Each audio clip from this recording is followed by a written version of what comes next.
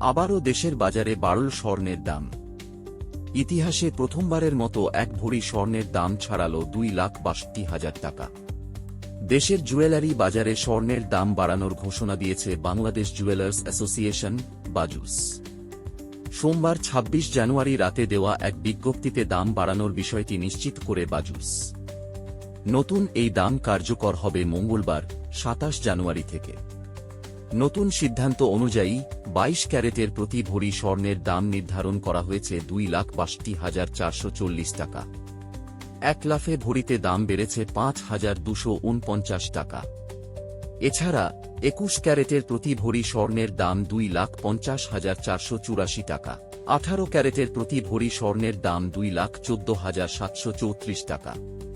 আর সনাতন পদ্ধতির প্রতি ভরি স্বর্ণের দাম দাঁড়িয়েছে ১,৭৬,৫৯৩ টাকা।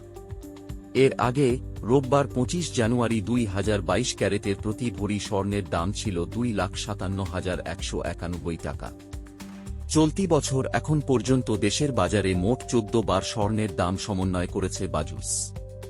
এর মধ্যে ১১ বারই দাম বেড়েছে এবং মাত্র ৩ বার কমেছে। অন্যদিকে গত বছর ২০২৫ সালে স্বর্ণের দাম সমন্বয় করা হয়েছিল মোট ৯৩ বার। এর মধ্যে ৬৪ বার দাম বাড়ানো হয়েছিল এবং ২৯ বার কমানো হয়েছিল। স্বর্ণের এমন লাগাম ছাড়া দামে চাপ বাড়ছে সাধারণ ক্রেতা ও বিয়ের বাজারে। আগামী দিনে স্বর্ণের দাম আরও বাড়বে কিনা সেদিকেই নজর রাখছেন সংশ্লিষ্টরা।